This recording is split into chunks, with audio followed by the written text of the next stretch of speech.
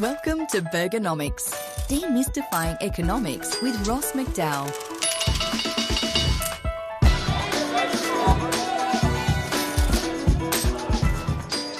Welcome to the Burgernomics podcast, where we demystify economics. I'm your host, Ross MacDowell. Electric vehicles, are they inevitable? To help me answer that question, with me today is one of Australia's leading electric vehicle experts, Mr. Bryce Gaton. Bryce consults to government and the private sector on fleet transition to electric vehicles through his consultancy EV Choice. Bryce also supervises at Melbourne University's School of Engineering in relation to electric vehicles. He has been prolific in writing on electric vehicles since 2008, and you may have read some of his insightful articles in the motoring media. Bryce, welcome to Burgernomics. Oh, thank you, Ross. Well, thank you for welcoming me here today. Now, Bryce, there are 20 million hybrid and electric cars on the world's roads. That figure is set to double by the end of 2023. In the US, EV sales have just reached 5% of total new car sales, which is the same sort of percentage as in Europe and in China. Yet, in Australia, we have one of the slowest uptakes of EV cars, electric vehicles, in the world. It's less than 1%. The Australian Bureau of Statistics puts the average age of an internal combustion engine car, a petrol car or a diesel car, which we all drive, on Australian roads at 11 years. So even with an increasing electric vehicle take-up rate, the majority of cars on Australian roads in 2050 will statistically still be running on petrol. So the question I would put to you is, are electric vehicles inevitable for all Australians, and if so, when? Yes, is the simple answer to that. When is basically the outcome of a, what do you call that curve, a increasing exponential curve, because they're not going to take off in a linear fashion, they take off in an exponential fashion. All these transitions happen that way. At the start of last century, transition from horse and cart to petrol was actually done in about 10, 13, 12 years. There's two famous photographs. One of was Fifth Avenue in New York at 1900, and there's one petrol car, all horses and carriages. 13 years later, you can see one horse and carriage and everything else is petrol cars and more traffic on the road. So when the transition happens, it basically starts off slowly as the technology develops and people start buying it. You get the early adopters and that sort of leading of people to this new technology, and then people start to realise how much better it is, and then they start buying it in numbers, manufacturers start producing it, get the economies of scale up enough to get the prices down, and you get takeoff. We've seen it in mobile phones, we've seen it in flushing toilet, we've seen it in a refrigerator, you name it. All of those technologies start off slowly, very expensive. A classic example is the plasma/LCD TV. I remember first seeing one of those at JB Hi-Fi, not a very big size, for $37,000. Grief. And now they're generally under $1,000. Okay, so if you do believe it's inevitable that all Australians drive electric vehicles, that will require them eventually to dispose of their petrol or internal combustion engine vehicles. Yet recently, there's a production facility that has been proposed for just outside Burnie in Tasmania and one in Chile that produces net zero emission fuel suitable for all existing petrol vehicles, that's made with used carbon in terms of the energy to make it. Does that weaken the case for electric vehicles at all, that they can produce a fuel now that is emission free? Not at all. It'll give a impetus to keeping classic cars on the road, but those fuels don't scale. If you start using them for growing them for productive lands, you start taking up food production land instead of for fuel production, which is actually already been ruled out as a no-no in terms of the world's population and trying to feed them. You can't produce enough fuel by growing it to burn in a car in a very inefficient manner. You're looking at 25 to 40% depending on the type of fuel you're burning in an internal combustion engine, efficiencies, versus electric where you're getting up around 90-something%. So an electric car is much more efficient, uses the energy in a much more palatable fashion, I suppose, so you use a lot less energy to move the car the same distance.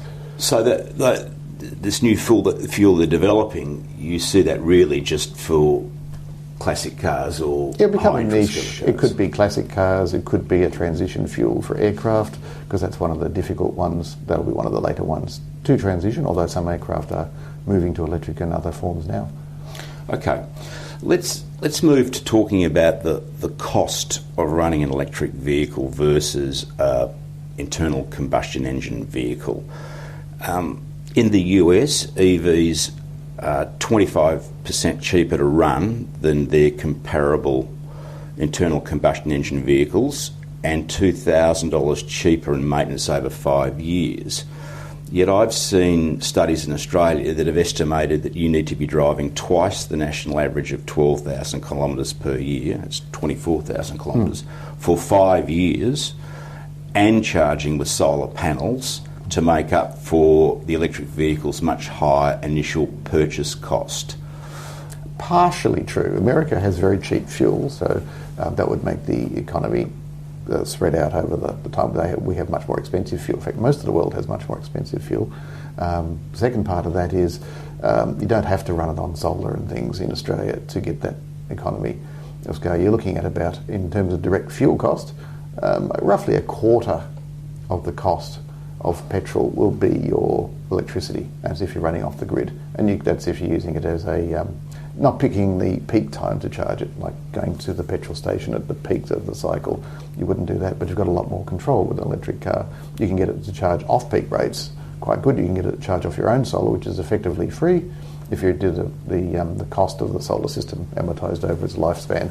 I think it works at about 6 cents a kilowatt as the minimum, even running on your own solar, up to 15, 18 cents for a good off-peak rate, or versus 40 cents plus for some of the particularly high peak rates. So it depends on, you have control of the price cycle for your electricity, but it's not entirely true to say that it would be 5 years at solar. But it is true about the double the distance at the moment to amortise your extra expense to begin with. So then that initial purchase cost is so big that on a pure economic basis, EV cars are in the realm of high socio-economic people that can afford them. This is one of the arguments I have against subsidies at the moment, because you're actually subsidising the richer people to buy EVs, where you're actually not actually getting the cars to the people that should be driving them, or sorry, not should be, but should be able to access them, which they can't at the moment. So lower economic groups can't afford electric cars at the moment. Other ways of subsidising EVs, like governments buying the cars and turning them over at their normal pace rather than the longer pace that figure says you keep them a bit longer, so you get the economy of keeping them for longer, make them reach the break-even point. Yeah. The ACT government is actually deliberately buying them and turning them over their normal rate in order to get them into the second-hand market. So that lower economic group can actually afford them. Okay. So to put it in a very practical day-to-day sense, if I have a petrol car and it's got a 60-litre tank and I fill it full of petrol at today's prices is going to be somewhere north of $120 to fill that tank, and let's say that tank gets me 400 kilometres, 450 kilometres. Yes, the average fuel economy of Australian cars is going up at the moment, so it's up to about 12 litres per 100 kilometres. It's actually because we're buying heavier, less efficient vehicles in terms of the petrol cars. It's actually getting worse rather than better. And that's partly to do with government policy of not bringing in fuel quality or fuel economy standards. Right, because as a country we have, I believe, in terms of emission standards from ICE engines, the least stringent emission standards. Pretty much within the OECD, yes. So we tend to get vehicles imported, because we are totally imported vehicles now. We get imported vehicles that other countries wouldn't sell. Yeah, you're not allowed to sell them in Europe or in other countries now, but they can still bring them here. Right. So if we digressed on that point. No. So if we have a look at our tank of petrol at $120 and it's going to get us 400 kilometres, Comparatively, with an electric vehicle, what's that going to cost me? Two answers. One is if you're charging it from home, probably roughly a quarter, so $30. Right. And there are a number of free charging points and things, so the more penny pinching amongst us do like to find some of those occasionally. Yep. But generally speaking, if you're driving across the Nullarbor, which I did recently from Melbourne to Perth and back, you'll be using the private networks that would charge you at roughly 40 cents-ish a kilowatt hour for charging, so that would maybe about 1/2 to 2/3 the cost of petrol. But I still spent driving Melbourne to Perth all up, because I was charging at some of the caravan parks and things I was staying at, so you get generally free electricity there.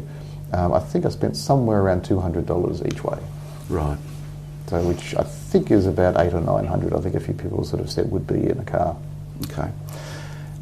So this initial additional premium that is charged for electric vehicles, that does keep it in the realm of the higher socio-economic group, making it, and a lot of people would probably go, well, electric vehicles aren't practical yet because they're not cheap enough. But they are getting cheaper. The cheapest ones you can get now is the MG, with a reasonable range around, I think the new battery's around 350-ish kilometre range, and it's under 50 grand, so it's about 47 or 8,000. So they're not cheap as yet, but they're certainly not in the Tesla prices anymore that used to be around 100. Okay. Now, with the range anxiety argument and the recharging discussions about solar panels and using the grid, etc., what does it cost to install the various levels of home recharging units? That's a good question. You can charge off a PowerPoint, but you need to have that PowerPoint connected directly to the switchboard, because an ordinary PowerPoint circuit would be having a few connections along the way, and it's never a good thing because they're drawing current for a very long time. I always recommend not charging off a PowerPoint except for the occasional motel or caravan park type visit, because 3-pin plugs were never meant to take 10 amps for 20, 15, whatever hours. And they eventually come a little bit loose, and as they get loose, that's basically increasing the resistance in the joint. And for anyone with a bit of science content and the knowledge there, resistance equals heat. The more resistance, the hotter it gets, and they very rapidly deteriorate and melt. And I had various pictures of destroyed plugs from people using them for EV charging. If you're going to put an EV charger in at home, put in a dedicated charger with a proper EV plug, and they're made for good solid connections and last, I think they test up to 10,000 disconnects, reconnects. And what does that cost? If you're putting in a PowerPoint, 15 amp PowerPoint, put in an industrial type one that will screw the plug onto it, and that will cost about $500 installed, taken back to the switchboard. For a full EV SE, electric vehicle supply equipment, effectively an automatic PowerPoint, it will cost $1,500 up installed, depending on the charger you select. So the cheapest chargers are around $800-ish, but you can go up to $4,000 if you want one that sings and dances and does everything on your mobile phone. And some EVs have different capacities to charge quicker or not quicker. I think Porsche have a different system or a different charge rate. Going to an average system that you would have in a home, how long is it going to take to recharge your vehicle? The lovely answer to that is there's no average.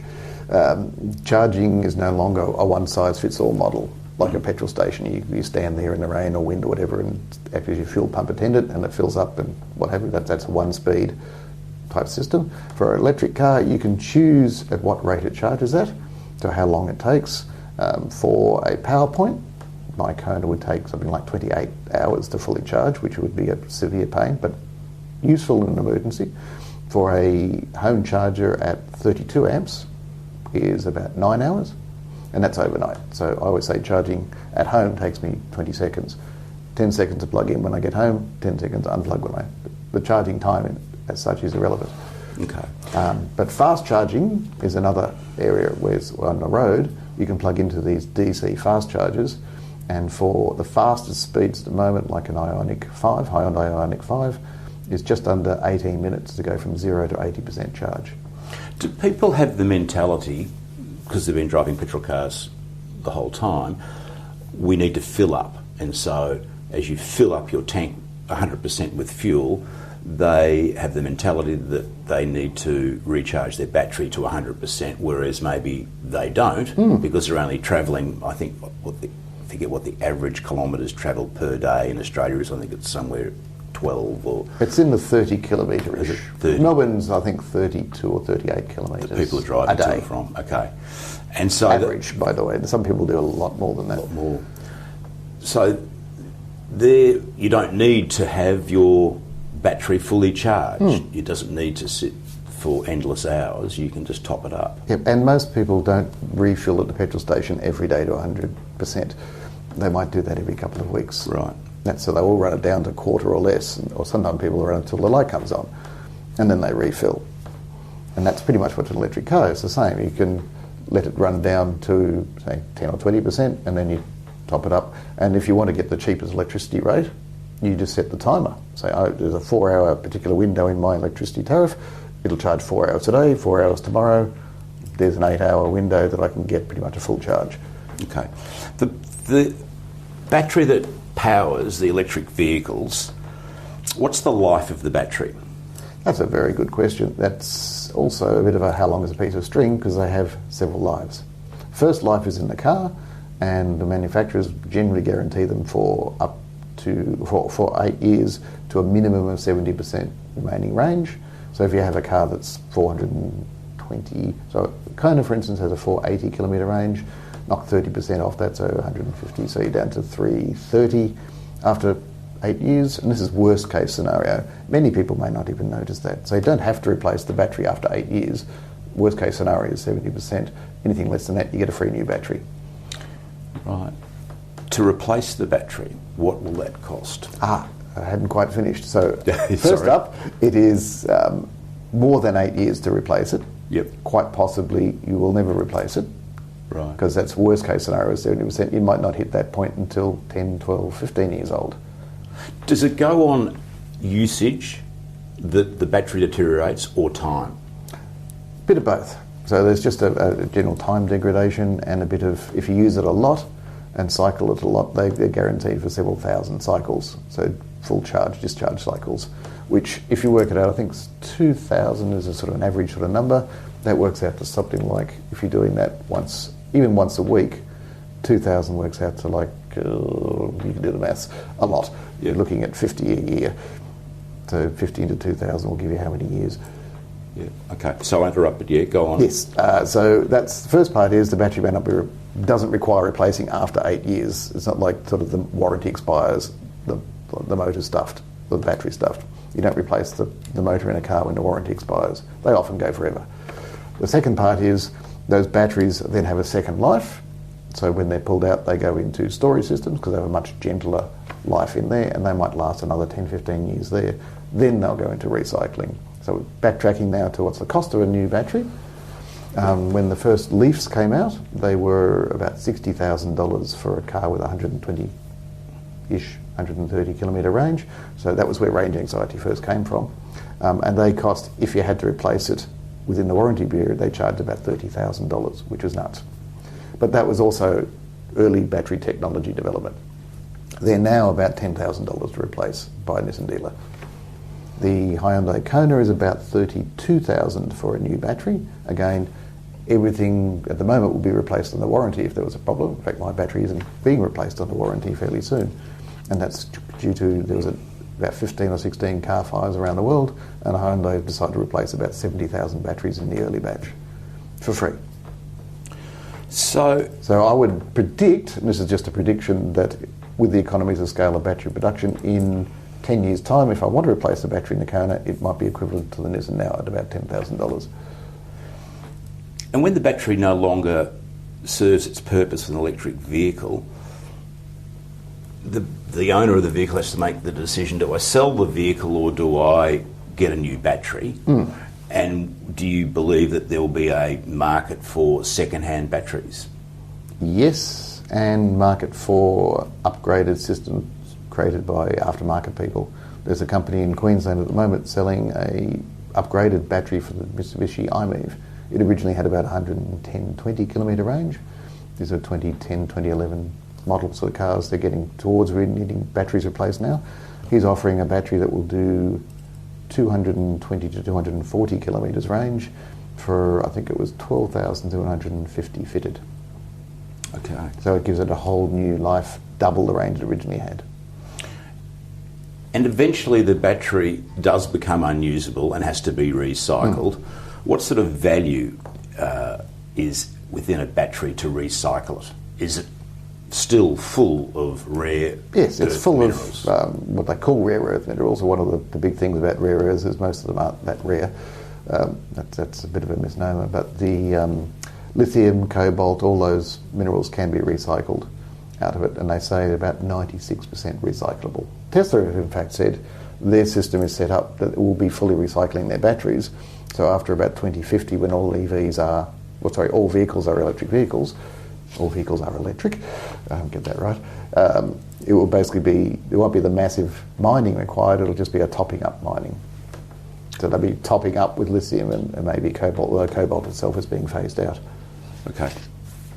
The big question that people always seem to want to talk about with electric vehicles is, if you look at the manufacture of an electric vehicle and the emissions required to manufacture it, manufacture the battery, the whole thing, So cradle to the grave. type, replacement of the battery till the vehicle is no longer usable and junked.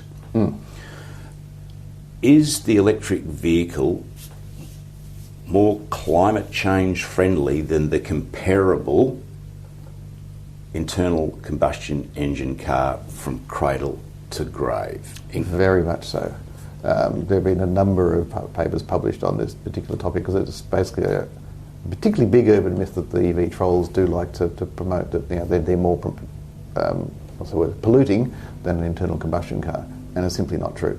In Europe, they've said that the payback period for the manufacturer side of the vehicle is about, try and remember, 2 years or a bit less. I think it's about 2 years in Europe because they have a lower distance driven each year. America say it's about 9 to 18 months to pay back the actual manufacture of the vehicle, and then it's reduced emissions effectively going down thereafter compared to the internal combustion engine car. So unless you junk your car every 9 months in America or every 2 years in Europe, you are doing better. Well, that's a substantial argument for electric vehicles, isn't it? Because most people believe that electric vehicles, because they cost more, will take up more of the emissions to produce them. But you were saying the payback period is a lot shorter. Yes. The Union of Concerned Scientists in America have done a number of papers on it. There's a number of European Commission commissioned reports on the same topic. If we talk about the recharging anxiety, which a lot of people say prevents them from buying an EV because they might travel to the country or they might live in the country, is that the handbrake to even the high socio-economic groups of people purchasing an EV? It's an interesting question because how many people actually do that travel? So the city people, how many, they like to buy their Swiss Army knife car, so their big SUV, for toddling around the suburbs to drop the kids off to school and to sport. And that's about all they ever do, commuting back and forth to work. So they almost never go into the regional areas or remote areas. So it is a bit of a misnomer to actually say that, oh, my car doesn't do that. Well, my usual question is, how often do you actually do it? So you could actually, in a case once every few years, hire a car that would do that, and buy a smaller car to begin with, so you'd save a lot of money. So that's part of it. For those that do live in the country, yes, it is an issue. I've just driven, as I spoke about a bit earlier, driving from Melbourne to Perth and back across the Nullarbor, and I had probably ended up adding about 2 days to the trip because there's this EV charging black hole between after Adelaide through to a couple of hundred k's west of the border, the WA border. It's about 1,400 kilometres with no DC fast charging. So I had to use, basically do roughly the range of my car or stopping at the right spots because they're actually quite remote places. So I did 200 k's one of those days, 300 the next. I did 500 the third, but I had to stop for 3 hours at a 32 amp outlet, power point, to get enough range to get there. But you would expect that to change in the future, wouldn't Yes. Melbourne to Adelaide, drive there like a normal car, normal petrol car. Melbourne, I've done Melbourne, Canberra, Sydney, Coffs Harbour. When the bushfires started, I actually was coming back from Coffs Harbour to Melbourne, and this is in late 2019, and I could see the smoke coming up as I was heading down the highway. I looked at what's called an app called PlugShare to see where are the DC chargers, and the NRMA in New South Wales has built this nice skeletal network which has increased further now throughout New South Wales. And I went, yep, there's a charger at Tamworth and Dubbo, and I went from Coffs Harbour to Melbourne in 2 days. If you've got the DC chargers there, you drive as per normal, and my Kona charges at about a third of the rate that the current crop of cars are coming at DC. So I understand the argument that most people don't use their vehicles to do the long distances, etc., that just about all of their driving is short distance in the city. But the human psychology is quite different, isn't it? They like their Swiss Army car, and I don't think you'll get them to stop buying those. They buy four-wheel drives, but they don't need a four-wheel drive. They buy an SUV when a station wagon would be a much better choice. So they might want to go to the outback. They may never get there, but that may be their psychology. Is that the case for hybrids then, so that they can use, when they are 99% of the time running around the suburbs, use electric vehicle capacity of a hybrid, and then they can still have an internal combustion engine in the vehicle to take them to the outback if they wanted to go there? Yeah, they have a good use case. A lot of the plug-in, and there's plug-in hybrids versus non-plug-in hybrids. Non-plug-in hybrids, we haven't talked about it yet, but there are actually bans coming on the sale of new internal combustion engine cars in various countries of the world. In Europe it's to be 2035 blanket. Some countries there are much earlier. Norway's 2025, and it's almost game over for the internal combustion car there. But actually I digressed so far I forgot what the question was. Hybrids, yes. Yeah. So plug-in hybrids versus hybrids. So hybrids will discount because they are basically a fuel-saving device. Right? If they run out of fuel, the car doesn't go. If a plug-in hybrid runs out of fuel, it will still run on the battery until the battery goes flat because you can recharge via a plug. So I'm focusing on plug-in hybrids. They do have a good use case, but they have to be used within their use case. And a lot of them were sort of compliance cars where they could get the credits in European markets for being an electric vehicle and reducing the overall fuel use and emissions, but a bit like Dieselgate, except they were on the right side of the law. They sort of came up with very tiny batteries that met that requirement, but some of them got down to 12, 15, 20 kilometre range, which is almost useless unless you plug in pretty much at the end of every part of your commute during the day in Melbourne, which would drive you nuts. My Kona I charge once every couple of weeks. So do you see hybrids as maybe being the transitioning vehicle? They have been, up until now, they're beginning to fade out. So in Norway, as I alluded to a moment ago, it's almost game over for the internal combustion car. It was reasonable numbers of plug-in hybrids and electric vehicles were being sold. The electric vehicle percentage, they're getting almost 90% of sales of cars with plugs there and plugs to charge now. And that proportion of battery electric vehicle versus plug-in hybrid electric vehicle is getting bigger and bigger towards the BEV. I think it's 2/3 or more. So it's almost the time for the hybrid has passed, because the prices of a battery electric vehicle are also coming down as the economies of scale come in. So once that happens, the hybrid really has its limited use case. So unless you stick within the range that it has for the EV only, you tend to be lugging around a bigger, heavier car than you might have chosen otherwise. And you also got no savings in servicing and things because you've now got two drivetrains to look after instead of the electric one only. So you've got to service the petrol car as per normal, plus whatever work that an electric car might want. Requires. I have a friend and he works in the agricultural industry and drives around to lots and lots of farms in Australia. What would he do in terms of electric vehicles? Because he goes places 90% of the time that there is not going to be any infrastructure. There won't be, well, it depends. If he hits the highway, there ultimately will be DC fast chargers somewhere along those paths, just as there are petrol stations now. So if he couldn't access a petrol station now, he'd have just as much difficulty as he would have with an electric car. So he would be hitting the highways at some stage. So that's the first part of it. The second part, so we need the more DC chargers to be put in, and that's slowly happening, and there's slowly being some government funding and support for that. Second part of the thing is, yes, if he's sticking really remote and going to farms through the back paddocks, he's going to run out of petrol, or diesel in this case. So yes, he would probably use the farmer's diesel tank to top up, or he could use the farmer's 32 amp outlet. So whilst he's there, he just plugs into a 32 amp generator, which would also be run off diesel, of course, but the farmer might ultimately have some battery systems and things, or solar. So you could just as easily top up via electricity as you would by the farmer's diesel tank. Okay. Well, there is the cars that he might like, though, the four-wheel drives and utes, aren't yet here. So he's still going to be driving the diesel for a while longer. But that's not far off.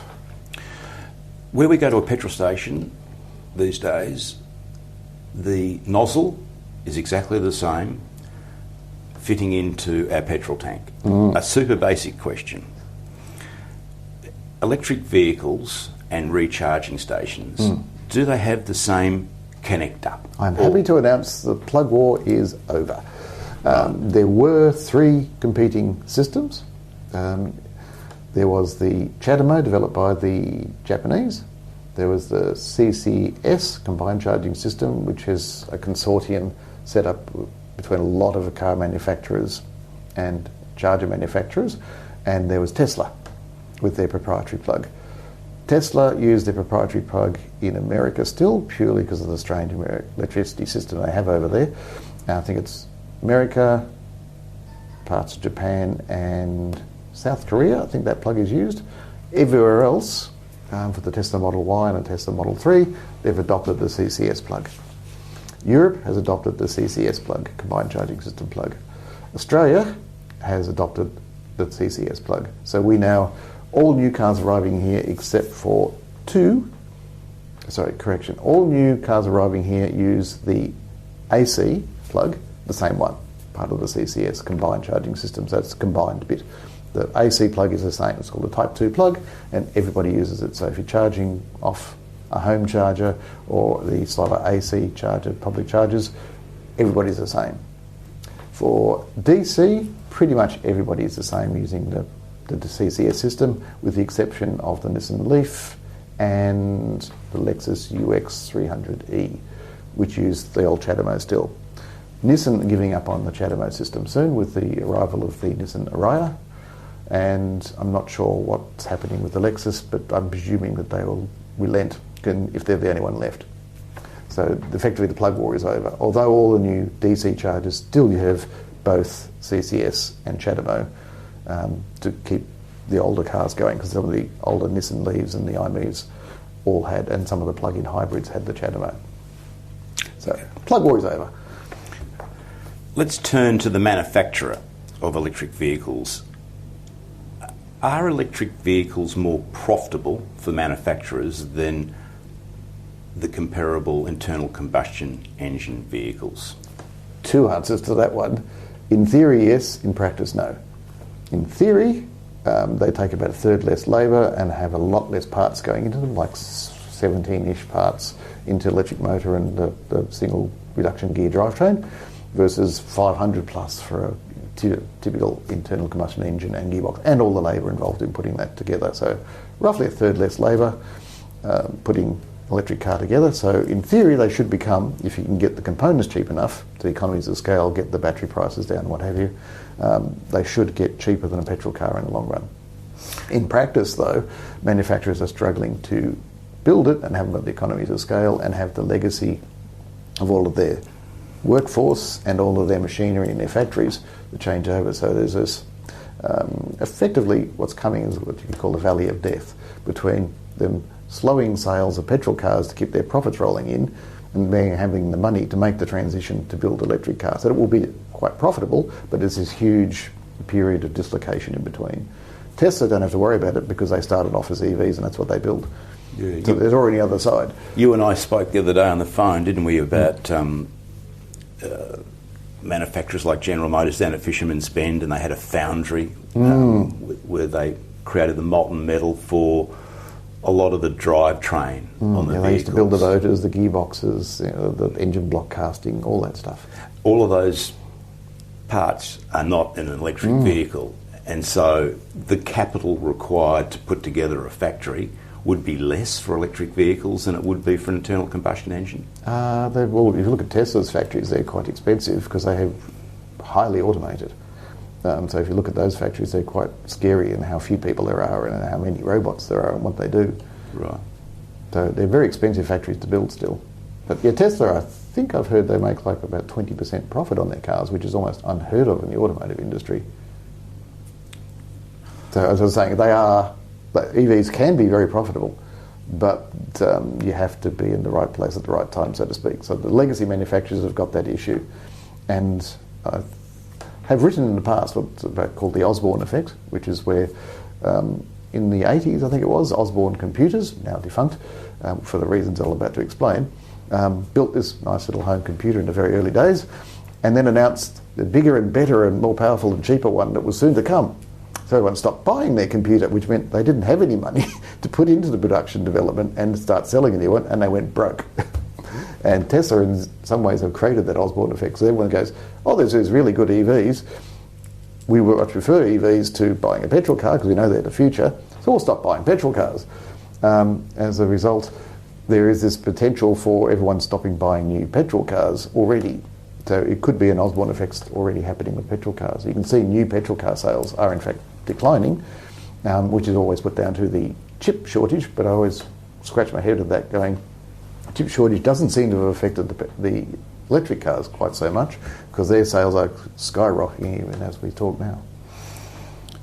And second-hand prices of cars are going up. It's almost like people are buying the interim car, the car that it'll keep us going until I can get an electric car at a price or the model niche that I need. So there's a whole lot of issues creating added cost with electric vehicle being, at this stage, battery.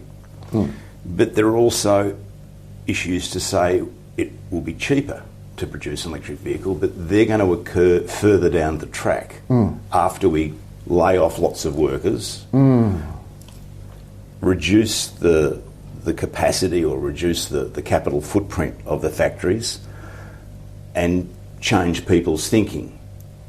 So at the moment, not great in terms of profitability and purchase price. If people keep buying the petrol cars, that's why I suspect Ford are focusing on all these SUVs and big high profit things, and Nissan are doing that here as well. They're focusing more on their high profit SUVs and big cars and have jettisoned all the small stuff already. So given that electric vehicles are quite homogeneous in terms of, from an engineering point of view, I would tend to dispute that one. Yeah. In terms of, I'll let you finish the rest of the question because I know where you're going with that one. In terms of petrol cars have more different motors and platforms, but that's not really the case anymore. Manufacturers have for years been sharing platforms and motors across different marques. VW Group, quite famous doing that. Renault do that. So it's just a continuation of what has been happening in the last 20, 30 plus years. If everybody, older people remember the ultimate in that was the badge engineering of sharing the platform of the Toyota Lexan, which was a Holden Commodore with a Lexan badge stuck on, or the Ford Laser, which was a Mazda 323 with a Ford Laser badge and a few tweaks to the panel shapes. That's constantly going on and has been going for many years. And the same thing's happening with electric cars. Manufacturers are sharing platforms. There's so many ultimates, it's a bit hard to name any particular one, in fact. But they, like the Nissan Ariya and the Renault E-Tech Megane, are the same platform.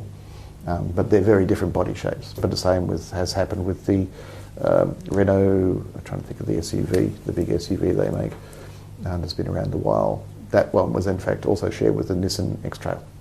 Could we get to the situation where we have a couple of manufacturers that make the basic running platform and then other manufacturers add their body, their interior, their personality, yet the actual running frame is exactly the same? Two answers to that. That's where motor vehicles first came from. You had basically the chassis being brought in and the coach builders putting it on.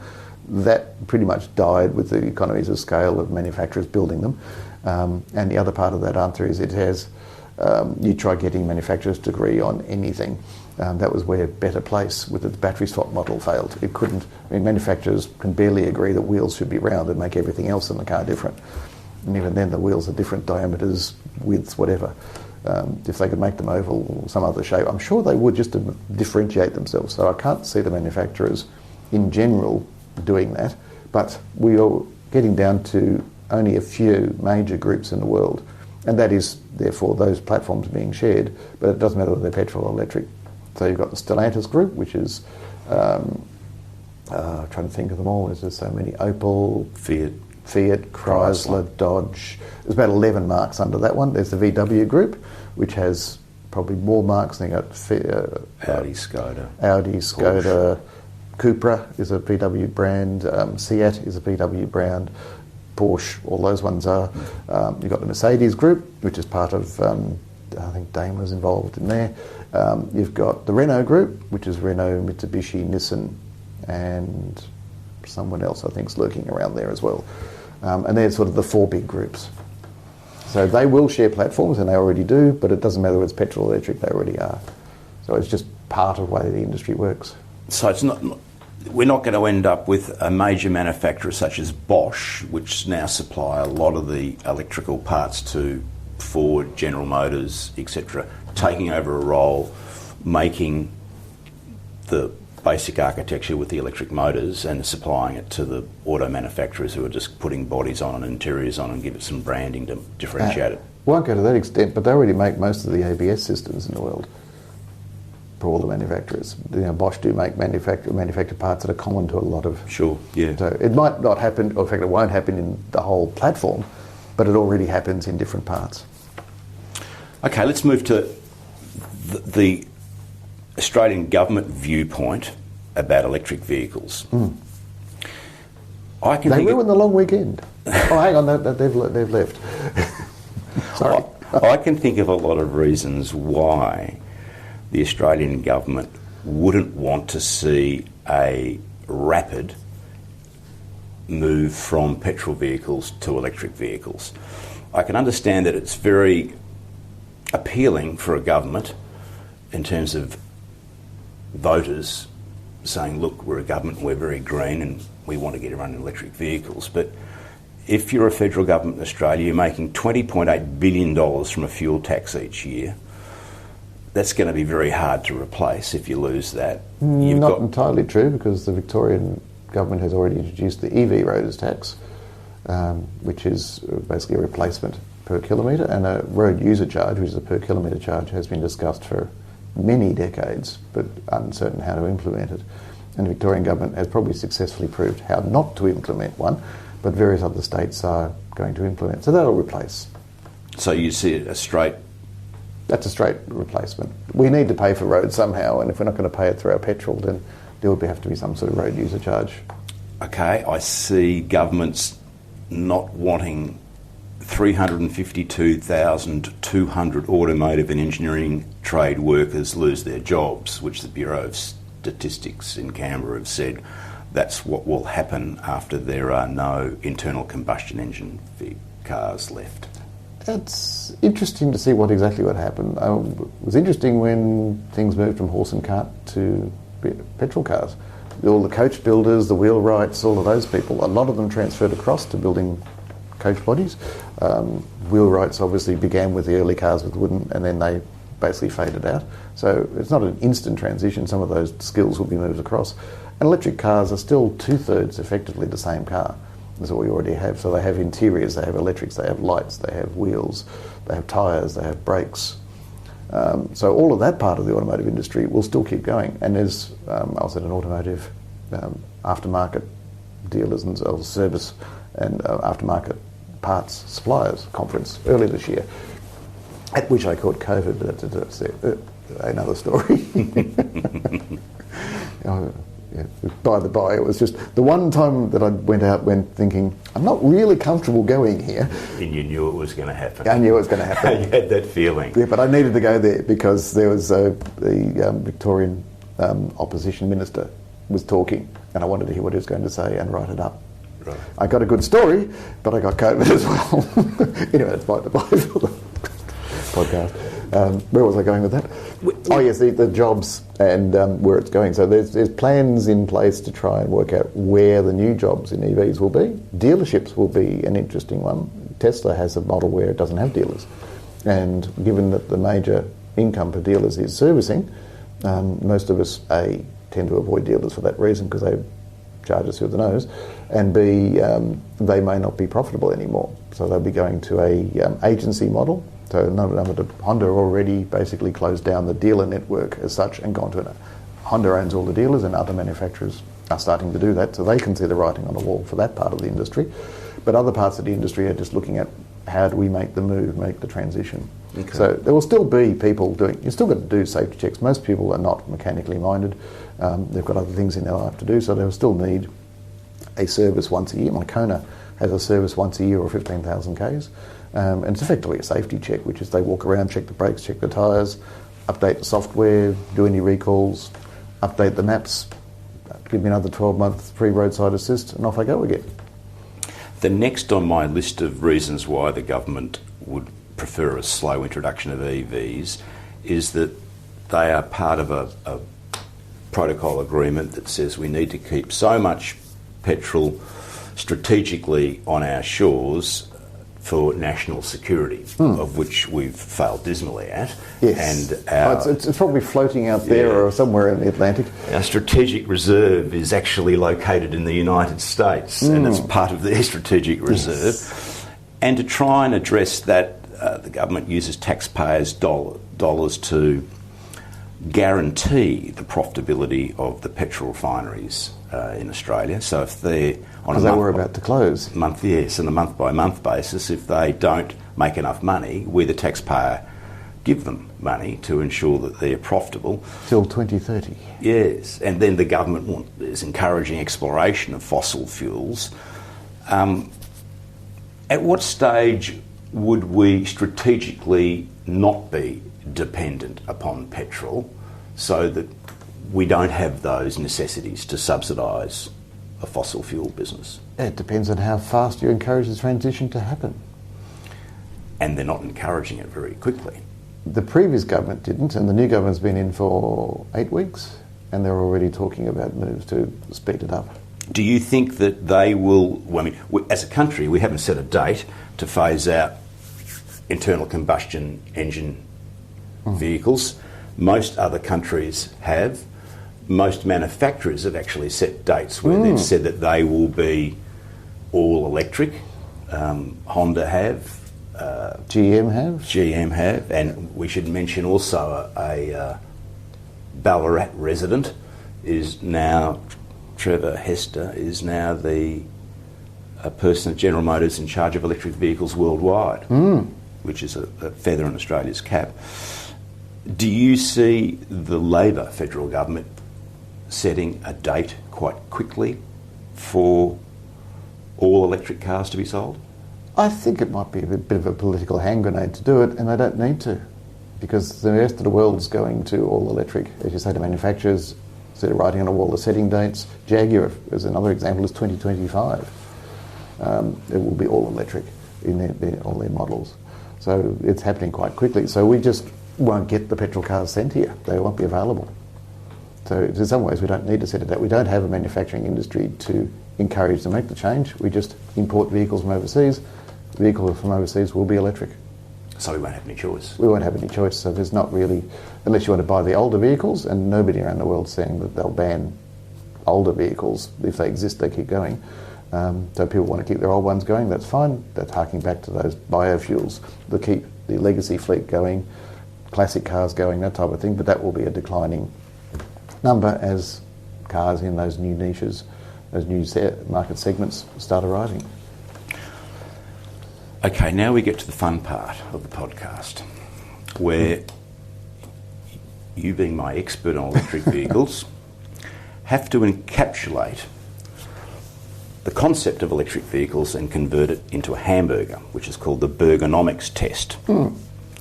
So what I want to ask you is, if we have a fully electric vehicle society, what difference is that going to make to our simple hamburger? I'll go back a step and say, how do we change from the hamburger that we currently have to the electric vehicle hamburger? Okay. And the point of which is the hamburger itself is still a hamburger. Not all of it changes. We still start off with a hamburger with a meat patty, and then we finish with a hamburger with a meat-free patty. And it's the transition between those two that we're talking about. Ultimately, the meat-free patty is better for the environment, will be tasting just as good as the meat patty, but there's a whole lot of research and development and people involved in spending money to come up with the perfect meat-free patty, to become the new hamburger. And that's the transition that we're in at the moment. It's not that we have to keep going with the meat patty all the way through. People will prefer the meat-free patty because it's just overall a better burger, but it's how do we get there? Great analogy. Thank you. Now, the last question, and I may disagree on this, which is... I'll be a bit of a devil's advocate on this one, because I know that economics has a broader context. Why is the economist the hero in the electric vehicle story? I tend to think of them as the enemy in some ways, because they tend to look at the holy dollar, and we keep doing what we do well and stay doing it and resist change. And you could look at the legacy car manufacturers. They have fought really hard to not build electric cars, because that means money spent that they have to put into the new manufacturing and laying off workers. So that's a change, and it's always been in the past, in a disruptive transition, the legacy people lose. So they're fighting really hard and using the economic arguments and a whole lot of others to effectively lie about the change in order to maintain that status quo. And I sort of see economics as, if only focus on the dollar, that looks good, but it's also brought us to the situation where we have massive climate change, massive inequality in the world, massive unhappiness in the world, because they don't measure those things. But I take it back a little bit, because economists should be broader than that, and the new Federal Labor Finance Minister is actually bringing in, as part of the budget process, a measure of human happiness, I think it is, or something like that, as part of the budget process. If it broadens, that's good. At the moment, economists, I think most people view them as the people that turn the dollar into the holy dollar, and morality and everything else goes out the window. So, over to you. I have to stick up for economists. Yes. That's how I was being a devil's advocate. I have to do that, because my view is, in terms of electric vehicles, it's the economists that have said the climate is changing for the worst. There is a bad human cost coming to us very quickly, and whereas economists would usually say, let market principles determine where we go, they're not saying that with electric vehicles. They're saying electric vehicles are very important to reduce our emissions, and I think vehicles in Australia produce around 11% of our carbon emissions. It's about 19%, I think. 19. That's all transport, but it's heavy transport cars. Right, passenger vehicles might be 11. And so they've said this is not acceptable, and they're encouraging government, unsuccessfully so far in Australia, to subsidise electric vehicles, to put them in more garages, in more homes, to reduce emissions. So I see them being at the absolute coalface of change, because they're the ones that have really told government, no, this isn't an economic argument per se, it's a human habitat argument, and you need to intervene. Yeah, my point was that economists are viewed as they don't look at that side of the equation. So it sounds really more the devil's advocate, because I think the common person's perception of an economist is seeing it as they focus on the dollar and not the broader picture. If they're focusing on a broader picture, and I know that some of them do with carbon accounting, I do a 5-yearly carbon account of electric vehicles driven on the grid in Australia, and that is slowly improving. You can watch the grid improve and the electric vehicle improves with it, which is good, and which is something that the internal combustion engine car could never do. But it's just that tension, I suppose, between what people think of economists as the dollar only and the broader context of when will economics become seen as a broader context, or it should be, and probably is by many in niche areas of it, but when will it take over the full thinking of economy? So you have the environment, you have people's happiness, you have equality and morality all built into economics. Or are they now, and it's just we don't notice? Economics is not a science but a social science, Bryce, and a lot of people forget the social side of it. So it does exist. Thank you very much for coming today. You've exploded a lot of myths about electric vehicles, because there are a lot of myths out there and you must come across them on a daily basis, and they must annoy the hell out of you. They do. It didn't help with the EVs being added to the climate war by at the previous federal election. That frustrated me no end. It was just they didn't deserve to be so trolled effectively by calling me out, ruining a long weekend, stealing a tradies ute, all rubbish. And as part of that transition, these things will improve all the time. So I mean, when they ruined the long weekend came about, I drove around Victoria, 2,400 kilometres, 7 days, no DC charging at that stage. It was a crazy long weekend because nobody would do that sort of distance in that short a time. But I proved that it was easy. There was no problem in an electric car. And I went Melbourne, Bairnsdale, over Mount Hotham, up to Mildura, back down to Geelong, and around. It was just, yes, you could do it even then, even when it was said they would ruin the long weekend. Right, okay. And the tradies ute is pretty much on the horizon, perhaps by the end of this year. Rivian is already building them in America. Ford F-150 Lightning is so oversubscribed that their production for the next several years is booked out. They're trying to increase, but they've doubled and then doubled again the production schedule, and they're trying to work out how to do it again. That's the great problem, though, isn't it? In terms of, if we do want to transition, we've got to get the vehicles to transition, and at the moment those vehicles aren't available, a lot of them. Yeah, our vehicle world has become so broad and so niched in a way. There's just there's the four-wheel drive ute, there's the four-wheel drive SUV, there's the ladder frame Land Cruiser, the real off-road country versions. There's just so many different things. The little BuzzBox passenger car, little VW ups, or there is in fact an E-up in Europe. Things like that. It's just there's so many different cars now that they've all got to slowly become EV.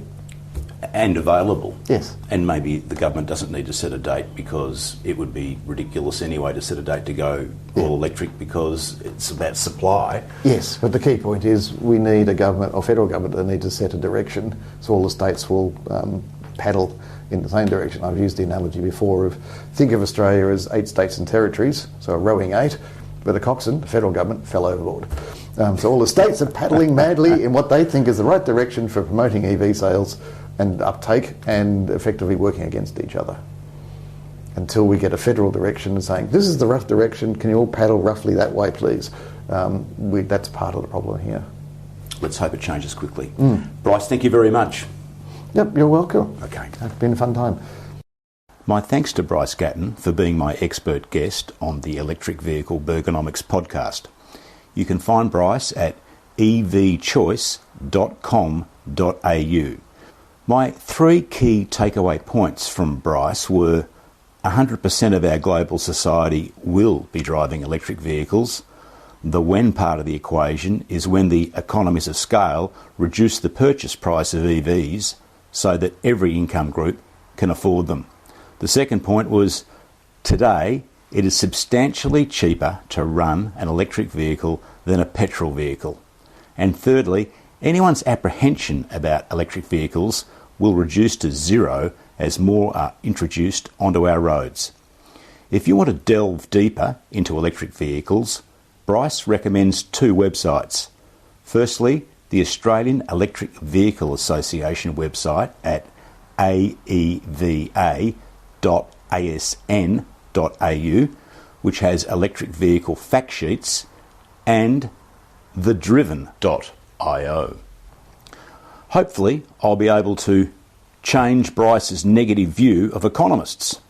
Certainly all economists need to wake up that not everybody has positive views about economics, and we need to change that.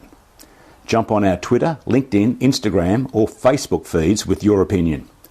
My thanks to Ology Creative, the brains behind the design elements of Burgernomics. And if you haven't already, please subscribe to the podcast and follow Burgernomics on your favourite social media channel. Thanks for listening.